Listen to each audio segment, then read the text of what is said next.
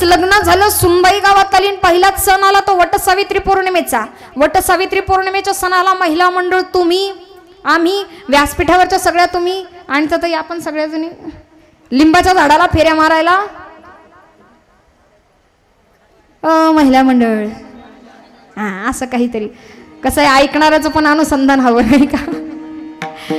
वडाच्या झाडाला फेऱ्या मारायला जायचं. एकदा झालं असं, पत्नीनं वडाच्या झाडाला फेऱ्या मारायला जावं, आणि स्त्रियांचा स्वभाव आहे, पती कसाही असू देत, स्त्रिया शेवटपर्यंत साथ सोडत नाही. मग तो एखादा टाळकरी असू द्या, वारकरी असू द्या, नाही तो पाचच्या पुढे झिंगत चालणारा माळकरी असू द्या, नाही का? व्यसनाधीन असलेले कित्येक पुरुष किंवा चारित्र्यहीन असणारे सुद्धा कित्येक पुरुष, तरी सुद्धा पत्नी साथ सोडत नाही. ही भारतीय संस्कृती आहे. आणि खऱ्या अर्थानं आम्ही महिला मंडळानं ही संस्कृती जपावी. पती कसाही असू देत, शेवटी तरुणपायी नाही, जे हातामध्ये आलंय तो संकल्प पूर्ण करणं. पण एकदा झालं असं, पत्नीनं वडाच्या झाडाला फेऱ्या मारायला जावं, आणि आल्यानंतर पतीला सांगावा, हो ऐकलत का? म्हणे काय? म्हणे मला घटस्फोटच्या कागदांवरती सह्या द्या. सह्या द्या म्हटल्यानंतर त्यांना सांगितलं, बाई अगं आजचा दिवस तरी मागू नको. मान्य आहे मला, मी त्रास दिला, दारू प्यायला त्रास दिला तुला, तू मागणार कधी ना कधी असं मला वाटलंही, पण आजचा नेमका वटसावित्री पौर्णिमेचा दिवस, तुमचा महिलांचा दिवस आहे, आणि बाई आजच्याच दिवशी कशाला? नाही म्हणे, मला मध्ये एक जण भेटले म्हणे, त्यांनी मला सांगितलं तुमचं 7 जन्माचं कॉन्ट्रॅक्ट पूर्ण झालं ना, आजपासून 8वा जन्म, आतापासून 8वा जन्म. म्हणजे काय कुठं कोण डोकं लावेल त्याचा भरोसाच नाही. जेव्हा गावामध्ये नुकतंच लग्न झालं, सुनबाई आली. आता सुनबाई आल्यानंतर पहिलाच सण आहे, सासूबाईनं डोकं लावलं, म्हणून सुनबाई गावातनं जायचंय, भरजरी शालू नेस, हातामध्ये सजवलेलं ताट घे, पूजेचं ताट घे, पाण्याचा कलश घे. नटून थटून सासूबाई सोबत ना गावात निघाली. पाहिलं गावातल्या बाकीच्या महिलांनी, त्यांना वाटलं शहरी पोरगी आहे, शिकलेली आहे, चला आपण पण यांच्या मागे जाऊ. माणसाकडे काहीतरी विशेषत्व असेल तर त्याचं आकर्षण वाटल्याशिवाय राहत नाही. महिला मंडळाला वाटलं चला मोठ्या घरची आहे, आपण जाऊ. 5-25 महिलांचा ग्रुप गोळा झाला. सासू सुनेच्या माघारी चालायला लागला. चालता चालता चालता झाड समोर आलं. पण गंमत अशी झाली, पुढे जी सुनबाई होती तिच्या पाठीला आली खाज. आमच्या संगमनेरी भाषेमध्ये त्याला वचका म्हणतात. वचका असला प्रकार आहे जो खाजवल्याशिवाय जायचा. सुनबाईला प्रश्न पडला, ताट आणि तांब्या जर खाली ठेवावं तर मागचं महिला मंडळ, हे नाही बरं, मागचं महिला मंडळ काय बोलन त्याचा तपास. हुशार होती, शिकलेली होती, तिने डोकं लावलं. जवळ विजेचा बंद पडलेला खांब दिसला. ती त्या खांबाजवळ गेली आणि खांबाला जाऊन फक्त आपली पाठ घासली. तिच्या पाठीची खाज गेली. पण पाहिलं कोणी? महिला मंडळ, मागच्या बायांनी. त्यांना वाटलं शहरी पोरगी आहे, शिकलेली आहे, तालीवार घराण्यातली आहे, यांच्या शहराकडं अशी काहीतरी विशेष पद्धत. महिलांनी विचारच केला नाही. जी यायची ती खांबाला पाठ घासायची, मग द्वारा गुंढाळायची. आंधळ्याच्या पाठी लागले, आंधळे घाव घातले मागे पुढे. कोणी एकानं केलं म्हणून बाकीच्यांनी करावं का? आम्हाला स्त्री संत मंडळी, स्त्री संतांनी हा दृष्टिकोन निर्माण करून दिला. जे करताय ते करा, पण पाठीमागची कारणं शोधा, प्रमाण शोधा. माणसामध्ये श्रद्धा जरूर असावी, पण अंधश्रद्धा अजिबात नसावी. श्रद्धा जरूर असावी, पण अंधश्रद्धा मात्र नसावी. संतांचा उपकार आहे. विठ्ठल विठ्ठल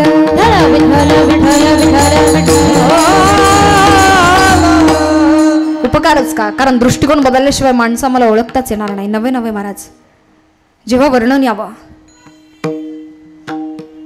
की अत्यंत कठीण असणारं नाम, आणि हे नाम संकीर्तन ज्यावेळेला आम्हाला साधं सोपं आणि सहज करून द्यावं. आदिशक्ती मुक्ताबाईंच्या अभंगांद्वारे आम्हाला कधी कधी ते ऐकायला मिळावं. सोयराबाईंच्या मुखारविंदातनं आम्हाला ऐकायला मिळावं. लिंबाईंच्या मुखारविंदातनं आम्हाला ऐकायला मिळावं. निर्मळाईंच्या मुखारविंदातनं आम्हाला ऐकायला मिळावं. स्त्री संत मांदियांच्या या मुखारविंदातनं निघालेले अभंग अगदी साधे सोपे आणि सहज आहे. कर्म करत असताना त्या कर्मात्मा त्या गोष्टीचं विवेचन करतात. मग तिथे कदाचित ज्ञानेश्वरी आम्हाला माहिती आहे की नाही माहित नाही, हरिपाठ येतो की नाही माहित नाही, तुकोबारायांचा गाथा आहे की नाही माहित नाही, नाथबाबांचं भारुडही आहे की नाही माहित नाही, पण स्त्री संत मांदियाळी हे जे स्वतःचं दैनंदिन कर्म करत असताना त्या गोष्टींद्वारे शिकवतात नाही का. मुंगी व्याली शिंगी झाली, अरे तितका खोटा अभंग रचला जावा. कारण या भारतीय संस्कृतीमध्ये निर्माण झालेल्या स्त्रिया बुद्धिमत्तेनं तितक्याच आहेत. हे गार्गीकडनं सुद्धा आम्हाला शिकायला मिळतं, हे मैत्रेयीकडनं सुद्धा आम्हाला शिकायला मिळतं. जिथे कुठलाही शोध नसताना ज्या काळामध्ये गणितीय अंक वापरली जावी ती वैदेही सुद्धा आम्हाला आठवावी. अहो जिथं रावणाचं वर्णन येतं की ज्यानं धनुष्यबाण उचललं, तर ते धनुष्यबाण उचलल्यानंतर अंगावरती पडल्यानंतर कितीतरी जण ते उचलण्याकरता आली आहेत. मग तिथं जानकी मातेचं वर्णन येतं, सीतामय्याचं वर्णन येतं की लहानपणीची घोडं खेळायची त्या धनुष्यासोबत. ताकद आहे, नुसतं ज्ञान नाही तर ताकद सुद्धा तेवढी आहे. आणि जेव्हा हे वर्णन यावं महाराज, तर या स्त्री संत मांदियाळी म्हणा किंवा पुरुष संतांनी म्हणा उपकार करावेत आमच्यावरती कुठल्या स्वरूपाचे, तर ग्रंथ वाङ्मय तर आहेच, पण समाजामध्ये जगत असताना भक्ती आणि शक्ती यांचा संगम करत आमच्यामध्ये परमार्थाची मुहूर्तमेढ रोवावी. आणि याचं विवेचन करायचं झालं ना तर थोडक्या शब्दात करून जमायचं नाही. माझ्याकडे याचं पर्याय नाही, याचं उत्तर नाही, पण याचं उत्तर नाथ बाबा सांगतात की हे सांगायला ना शब्दच काय, आयुष्य सुद्धा अपूर्ण पडेल. अभंगाचं पहिलं चरण. संताचा उपकार, संताचा उपकार, संताचा उपकार, संताचा उपकार, संताचा उपकार, संताचा उपकार, संताचा उपकार, संताचा उपकार.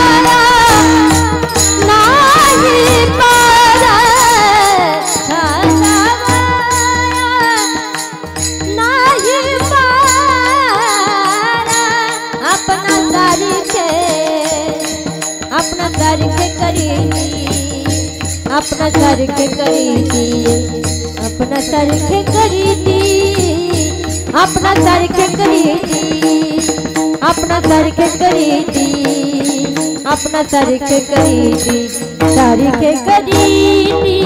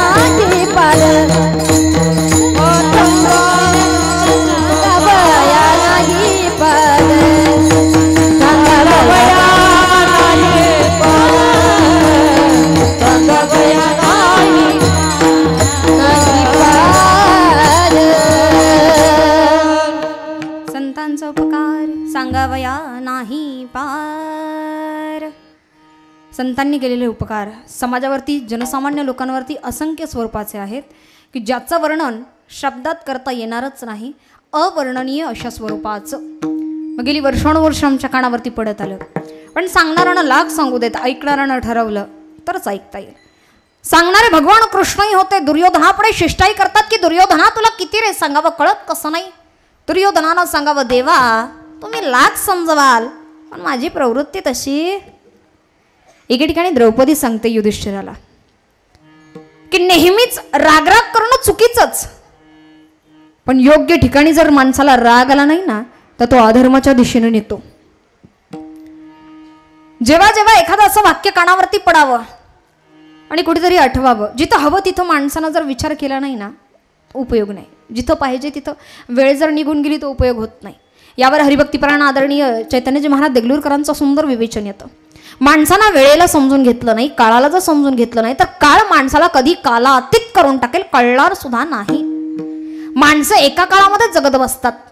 काही जण निव्वळ भूतकाळात जगतात, काही जण निव्वळ वर्तमानात जगतात, काही जण निव्वळ भविष्याचं चिंतन करतात.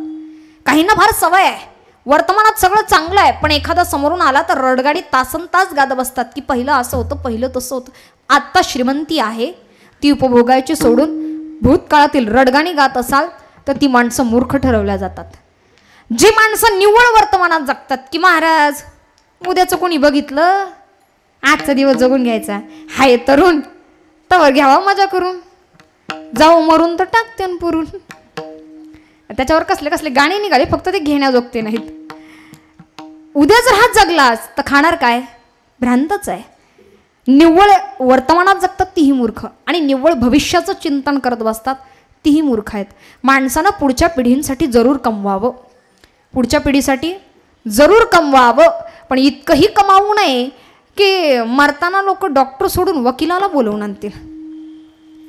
गुप्तधन कुठे आहे सांग बाबा, ठेवलंय कुठं सांग. आणि कसं आहे ना, केलेलंच कर्मचं भोगावचं लागतंच चकारांत. वैताग दिला बापानं म्हणून मुलानं लांब नेऊन सोडलं, पण म्हातारी माणसानं मांजर किती लांब नेऊन सोडा, संध्याकाळपर्यंत आपल्या आधी घरी घरी हवं. मुलानं पाहिलं, बायकोनं सांगितलं एक काम करा, काशीला न्या द्या गंगेत ढकलून. बापाला घेतलं, पोरानं काशीला घेऊन गेलं. बापाला समजलं आता आपलं काय खरं नाही. बापाच्या लक्षात आलं, म्हटलं जाऊ दे, जाते तर घेऊन जाऊ दे. काशीला नेलं, तिथं गेलं, गंगेच्या किनाऱ्यावर गेल्यानंतर आता मात्र मुलगा तिथं गंगेवर उभा आहे.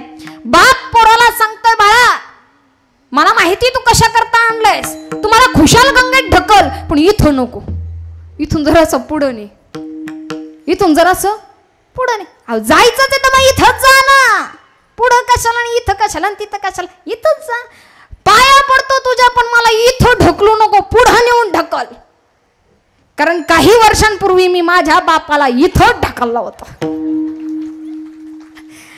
केलेलंच कर्माचं भोगावचं लागतं. कर्म झाले त्याची भोगाले, केले कर्म झाले त्याची भोगाले, केले कर्म झाले त्याची भोगाले, केले कर्म झाले त्याची भोगाले, केले कर्म झाले त्याची भोगाले, केले कर्म झाले त्याची भोगाले, केले कर्म झाले त्याची भोगाले, केले कर्म झाले त्याची भोगाले.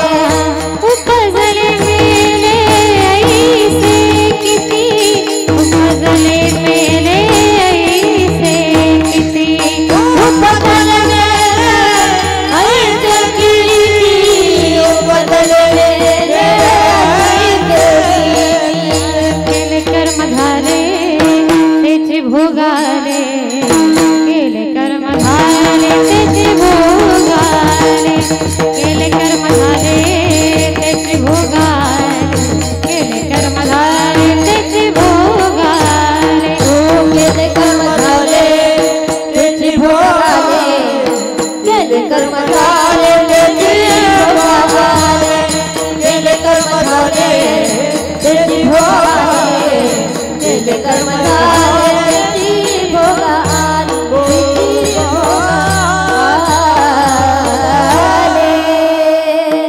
केले कर्म झाले तेची भोगाले, वर्णन येतं महाराज. आणि का सांगायचं तर संत आम्हाला स्वतःसारखं बनवण्याचा जो प्रयत्न करतायत तर ते करत असताना आधी आमचं कर्म शुद्ध असावं लागेल. विनाकारण कुठलीही गोष्ट सहजासहजी प्राप्त होत नाही. प्रत्येक गोष्टीसाठी सायास आहे, कष्ट आहे. आणि ज्यांना बिना कष्टाचं खाण्याची सवय लागली ना त्यांना जमत नाही. बऱ्याच ठिकाणी तरुण वर्ग असेल तर घरचे आई वडील म्हणतात नाही महाराज आमचा मुलगा अजून शिकतोय, त्याला काही फारसा मी काम सांगत म्हणतात. पोरग 10वीचा पेपर देऊन आलं. आई सांगते पोराला काही काम सांगू नका, त्यानं 10वीचा पेपर दिलाय. त्यानं 10वीचा पेपर दिलाय. पूर्वीच्या काळी महाराज एवढी लोक पक्की शिकलेली असायची, ती निमकीन पावकीन दीडकीन काय काय पाठ असायच्या. आताच्यांना पाठ हे पाठ आहेत का नाही माहीत नाही, पण तरी सुद्धा इतकं काही गोष्टी सांगितल्या जातात ना की ज्या घरामध्ये असणारा तरुण वर्ग आहे आणि घराची निम्म्यापेक्षा जास्त धुरा महिला मंडळावरती आधारित आहे. आईनं जर सांगितलं ना की नाही बाकी काही असू देत पण आधी काम घरचं कर, जबाबदारी ज्या मुलांवरती जास्त असते ती मुलं लवकर प्रगल्भ होतात. गरीब घराण्यातली मुलं पटकन काम वरती येतात त्याचं कारण असते ज्याला जबाबदारी कळते ती मुलं पटकन हुशार होतात. आणि पूर्वीच्या काळापासून ही जबाबदारी जास्त असायची. नवे नवे महाराज कर्म जर शुद्ध असेल आणि अंतःकरण शुद्ध झाल्यानंतर मात्र आम्हाला संतांनी भगवंताच्या ठिकाणी पोहोचण्याचा साधा सोपा मार्ग सांगितला आहे. म्हणून कष्ट आधी असायला हवेत. मग शारीरिक असो, मानसिक असो, प्रापंचिक असो, सगळेच कष्ट महत्वाचे. सिहिणीनं बछड्यांना जन्म दिला, जराशा अंतरावर बसली. नुकतीच जन्म दिलेली पिल्लं आई लांब जाऊन बसली. लेकरांना भूक लागेल की नाही माहीत नाही. ते बछडे नुकतेच जन्माला आले, डोळे पण उघडले नाहीत, त्यांना गरज आहे, पण आई जवळ बसली नाही. सिंहीण लांब जाऊन बसली. बछडं डोळे उघडतायत, आईकडे बघताय. आई आमच्यापाशी ये, आम्हाला जमत नाही, आम्हाला जमणार नाही, भूक लागली का आई, आमच्या जवळ ये. आई काय जागेवरनं उठत नाही. आई अगं नाहीच ग जमायचं आम्हाला. केविलवाल्या नजरेनं आईकडे बछडं बघते. आई अगं ये, पण आई उठत नाही. म्हटल्यानंतर बछडं स्वतः उठून उभं राहतं. आईपाशी जाऊ पाहू लागतं. आई आई अगं मला येता येत नाही, माझ्यापाशी ये. आई उठत नाही. पहिलं पाऊल टाकतं धडपडतं, दुसरं पाऊल टाकतं धडपडतं, तिसऱ्या पावलाला धडपडतं, पण कसं बसं धडपडत आईपाशी येतं तर आई त्याचा स्वीकार करते. दुसरं बछडं आईकडे बघू लागतं. आई मला नाही जमायचं, मला नाही जमायचं म्हणता म्हणता तेही उठलं. जराशा अंतरावर आलं आणि जे धडपडलं ते धडपडलंच. आता मात्र उठत नाही. बराच वेळ झाला. सिंहीण लांबूनच बघते, आताच उठेल मगच उठेल, ते उठत नाही. सिंहीण जागेवरती उठून उभी राहिली. गगनभेदी डरकाळी फोडली, आता तरी उठेल, उठत नाही. दमदार पावलं टाकत त्या बछड्यापाशी आली. पुन्हा एकदा गगनभेदी डरकाळी फोडली, तरी सुद्धा उठत नाही. आता मात्र तिसरी गगनभेदी डरकाळी फोडते आणि आई त्या बछड्याला, ती सिंहीण त्या बछड्याला दातात धरते आणि जागच्या जागेवरती मारून टाकते. आपल्याच लेकराला मारणारी आई का? बछड्यांना जन्म दिला, ज्यानं प्रयत्न केला, जवळ आलं, त्याचा स्वीकार केला. दुसरं बछडं उठतं, प्रयत्न करतं, जमत नाही, जागेवरती उठून उभी राहते, प्रोत्साहन देते की बाळा उठ, तुला जमेल. उठत नाही. जरा जवळ येते, अरे बाळा उठ, तुला जमेल, नाही उठत. आता मात्र सिंहिणीला राग येतो की बाबा रे, सिंहाचा छावा म्हणून जन्माला आलास, पण तुला स्वतःच्या पायावरती उठून उभा सुद्धा राहता येत नसेल तर तू मेलेलाच बरा.